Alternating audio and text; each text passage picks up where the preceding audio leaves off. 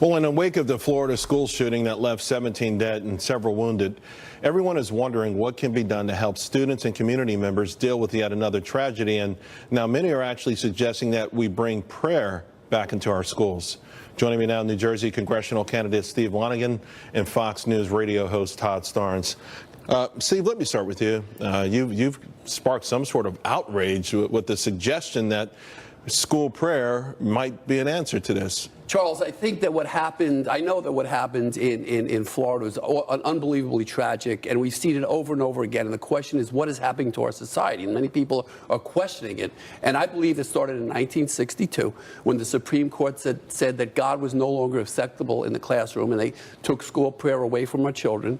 It continued in 1972 when the same Supreme Court said life was disposable and you could abort a perfectly healthy child in the womb of its mother up until the 9th month of pregnancy. But it didn't stop there, Charles. Then they said the 10 Commandments, the very pillar of our civil society in terms of law, had to be taken from the walls of our buildings. It's very simple. You reap what you sow. And we have unmoored our nation from the very pillars of a virtuous society, right, which are essential to our social conduct. And we're seeing the outcomes of that. You know, gentlemen, Neil deGrasse Tyson, there's all kinds of headlines, including one that says he dropped science on thoughts and prayers crowd after the Florida shooting, saying it may be well and good, but it's not terribly efficient, Todd, in protecting America's kids from gun violence. So the elitists are laughing at the notion that prayer somehow could make a difference. You should. Oh, I'm sorry, Todd. No, well, of course they have, and of course they are laughing. I mean, look, we had Joy Behar, one of the squawking magpies on The View, just a few days ago, say that people who listen to God, hear God's voice, are mentally insane. Look, I don't think it's so much as putting God back into school and putting prayer back into school as much as it is putting prayer back into the household, the home.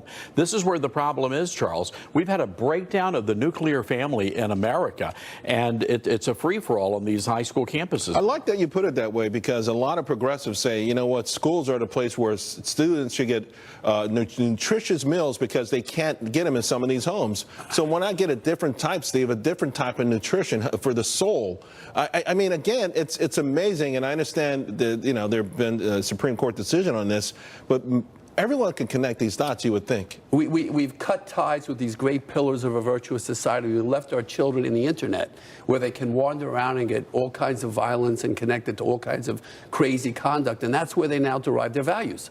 So it's no wonder, and as disturbing as it is, I don't think we should be shocked at the outcomes that we're seeing. Todd, what do we say then? I mean, can we turn this around? I mean, is it possible that it feels almost hopeless if the court systems are going to block this from happening?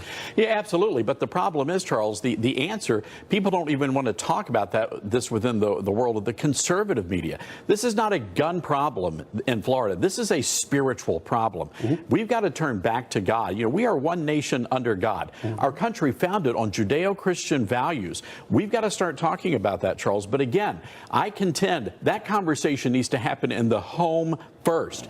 And again, it needs to be reinforced in the public school, but it's got to start in the home first. And we are endowed by our Creator, and when we cut ties with that Creator, we cut ties with the very foundations of this nation. Well, Steve, you know the path we're on. And I don't know that it's going to turn anytime soon. So what ultimately do you think happens if we keep going, spiraling down this path that we're going, tumbling down now? I think it can only get worse. But I think people recognize this, and they want to see a change. So we need leadership from the top down and from Congress and the Senate, and saying, look, we have to get back to the principles of America. If you don't believe in a creator, then you can't believe in the very fundamental principles of this nation. Todd, you think that we have to get worse before maybe we have that general epiphany that Steve is talking about? Wow, I sure hope not, because right now we're doing stuff in this country that would make the mayor of Sodom and Gomorrah blush. I mean, we are way off the charts here, Charles, with the debauchery. You should see the attacks against me on the internet. Steve, you're an idiot. How can you believe in this mystical God? It's a fantasy. Worse than that, it is unbelievable, and it's coming from both sides. I'm seeing it from so-called conservative faction Really? as well. Yes, I am. Really? Have you seen that too, Todd? Oh, absolutely, especially within the conservative world, where quite frankly, you have people talking about these issues that really don't know what they're talking about. But when you get down to the heart of it, Charles, this again is a spiritual issue, not a gun issue, so you can't buy into the narrative. Right. Well, you know what? Let's all pray that that doesn't have to get worse. Amen. Before we get some sort of collective epiphany in this country that, I certainly that hope God so. helps. Thank you both very much. Thank you, Charles.